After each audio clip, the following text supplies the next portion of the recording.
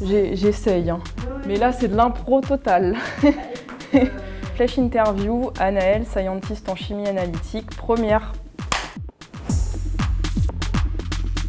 Bonjour à tous, je m'appelle Anaëlle, je suis arrivée chez Servier il y a maintenant un petit peu plus de 2 ans. Je connaissais très bien le groupe en arrivant, j'avais déjà fait 5 ans de mes études en alternance, 2 ans pour commencer à Orléans et puis 3 ans sur le site de Croissy-sur-Seine au sein du département de physico-chimie analytique. Je suis scientist du coup en chimie analytique sur le plateau de Saclay en recherche. L'activité principale de mon service, ça va surtout être de donner des informations de pureté et structurales sur les composés que peuvent nous donner justement nos chimistes. Moi, je suis sur un domaine un petit peu plus niche qui porte sur les ADC, c'est-à-dire les anticorps conjugués. Pour essayer d'expliquer simplement, c'est-à-dire qu'on a un anticorps qui va être conjugué avec le principe actif.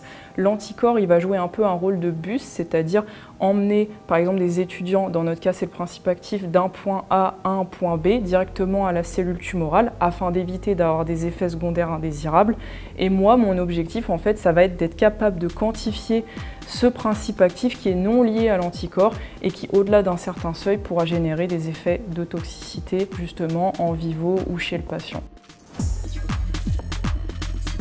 Mon dernier projet, il portait sur les ADC justement et l'objectif c'était d'optimiser notre préparation d'échantillons qui actuellement était vraiment chronophage. Pour ça, on est passé en format plaque 96 puits afin d'avoir un gain de temps considérable et pouvoir passer aussi beaucoup plus d'échantillons pour le service de bioconjugaison. Ça nous a permis de réduire à peu près de moitié ce temps de préparation. On a la chance de travailler du coup en recherche pharmaceutique. On sait qu'en recherche, on va contribuer à l'élaboration et à la découverte justement de nouveaux médicaments qui vont pouvoir potentiellement améliorer la vie de nombreux patients, notamment dans les domaines de l'oncologie.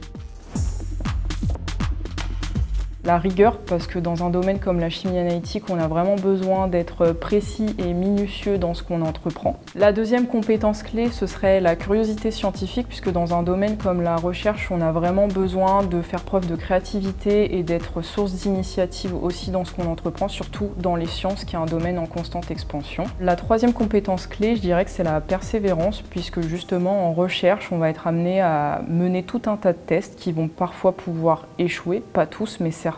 Et donc c'est super important de ne pas se décourager et de rester motivé.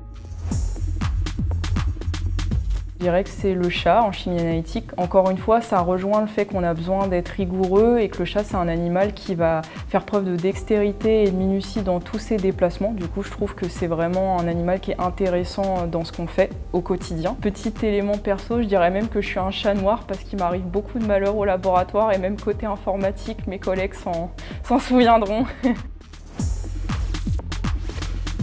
C'est surtout de ne pas vous décourager, de ne pas vous mettre de barrière mentale pour postuler à une offre d'emploi. C'est super important de se dire que dans un domaine comme la chimie analytique, même si effectivement le bagage scientifique sera primordial, c'est normal que vous n'ayez pas toutes les compétences techniques dès le départ. C'est aussi l'objectif du stage ou de l'apprentissage.